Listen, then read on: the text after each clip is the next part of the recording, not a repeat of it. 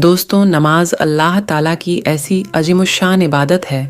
ये वो तोहफ़ा है जो अल्लाह ताला ने अपने प्यारे महबूब हज़रत मोहम्मद सल्लल्लाहु ताला अलैहि वसल्लम को अपने दीदार से सरफराज फरमाने के बाद अता फरमाया। इसकी अहमियत का अंदाज़ा इस बात से भी लगाया जा सकता है कि कुरान पाक में बार बार नमाज कायम करने की ताकीद की गई है।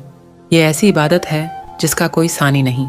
इसके पढ़ने में वो सुकून, इत्मीनान, मिठास और लज़्ज़त मिलती है जो कायनात की किसी चीज़ में नहीं है, क्योंकि बंदा अपने रब ताला से इतना करीब हो जाता है कि उसकी महराज हो जाती है। हज़रत उमर रजी अल्लाह ताला अन्हु से रिवायत है कि अल्लाह के रसूल सल्लल्लाहु ताला अलैहि वसल्लम ने फरमाया, नमाजी जब अपनी नमाज में मशगूल होता है तो अपने रब से सरगोशी करता है। रसूल अकरम सल्लल्लाहु अलैहि वसल्लम ने फरमाया, अगर तुम्हारे घर के सामने से कोई नहर जा रही हो और तुम में से हर कोई उसमें 5 बार गुस्ल करें तो क्या उसके बदन पर कोई मेल बाकी रहेगा? शहाबा इकराम ने फरमाया, या रसूल अल्लाह, बिल्कुल भी नहीं, उसके बदन पर कोई मेल बाकी नहीं रहेगा। आप सल्लल्लाहु अलैहि वसल्लम ने फरमाया, यही मिसाल 5 नमाजों की है। अल्लाह ताला इनके ज़रिए गुनाहों को मिटा देता है। दोस्तों, कई ऐसे बंद ए मोमिन हैं कि जो अपनी नमाजों की पाबंदी सफ़र के दौरान भी जारी रखते हैं, फिर चाहे वो दुनिया के किसी भी कोने में मौजूद क्यों ना हो। जैसे ही नमाज का वक्त होता है वो एक साइड में होकर अपनी नमाज अदा कर लेते हैं, चाहे वो ट्रेन के अंदर हो या फिर एयरपोर्ट पर हो या फिर किसी प्लेन में सवार हो। और हर मुसलमान नमाज की अहमियत को जानता है कि यह किसी भी सूरत में माफ़ नहीं है, बल्कि हर हाल में फ़र्ज़ है। और इसके पढ़ने में न सिर्फ हमारे लिए दीनी फ़ायदे हैं, बल्कि इसमें साइंसी फ़ायदे भी हैं। ये ऐसी इबादत है जिसके पढ़ने से चेहरे पर नूर आता है। दिन ए इस्लाम की बुनियाद जिन 5 चीज़ों पर कायम है, नमाज उनमें शामिल है।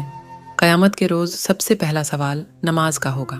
नमाज हमारी बख्शीश का ज़रिया है। नमाज हमारे प्यारे आका नबी अकरम सल्लल्लाहु अलैहि वसल्लम की आँखों की ठंडक है। नमाज ईमान के बाद इस्लाम का अहम तरीन रुकन है। कुरान पाक और हदीस मुबारका में नमाज की अहमियत और फजीलत को कसरत के साथ ज़िक्र किया गया है।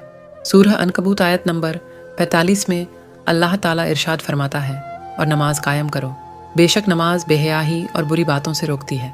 दोस्तों, नमाज में अल्लाह ताला ने ये खासियत और तासीर रखी है कि वो नमाजी को गुनाहों और बुरी बातों से रोक देती है, मगर ज़रूरत है कि इसकी पाबंदी से अमल किया जाए और नमाज को उनके ठीक ढंग से पढ़ा जाए जो नमाज की कबूलियत के लिए ज़रूरी है। जैसा कि हदीस में है कि एक शख्स नबी पाक के खिदमत में हाजिर हुआ और कहा कि फ़लाँ शख्स रातों को नमाज पढ़ता है मगर दिन में चोरी करता है। तो नबी पाक ने फरमाया कि उसकी नमाज अंकरीब उसको इस बुरे काम से रोक देगी। दोस्तों, जब भी कोई परेशानी या मुसीबत सामने आए तो मुसलमान को चाहिए कि वो उस पर सब्र करें और नमाज का ख़ास एहतमाम करके अल्लाह ताला से ताल्लुक़ कायम करें। नबी पाक सल्लल्लाहु ताला अलैहि वसल्लम भी हर परेशानी के वक्त नमाज की तरफ मुतवज्जो होते थे।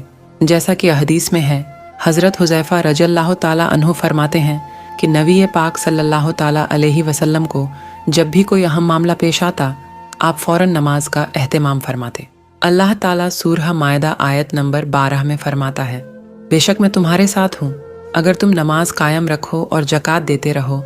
यानी नमाज की पाबंदी करने से बंदा अल्लाह ताला के बहुत ज़्यादा करीब हो जाता है। जैसा कि नबी पाक ने फरमाया, बंदा अल्लाह ताला का सबसे ज़्यादा कुर्ब सजदे की हालत में हासिल करता है। रसूल अकरम सल्लल्लाहु ताला अलैहि वसल्लम ने इरशाद फरमाया, 7 किस्म के आदमी जिनको अल्लाह ताला अपनी रहमत के साये में ऐसे दिन जगह आता फरमाएगा जिस दिन उसके साये के सिवा कोई साया ना होगा। उन 7 लोगों में से एक शख्स वो भी है जिसका दिल मस्से से अटका हुआ हो, यानी वक्त पर नमाज अदा करता हो। जब कोई बंदाए मोमिन अल्लाह ताला की बारगाह में सजदा करता है तो अल्लाह ताला उसका एक गुनाह मिटा देता है, एक नेकी लिख देता है और एक दर्जात बुलंद फरमाता है। नबी पाक ने फरमाया कि तुम कसरत से सजदे किया करो।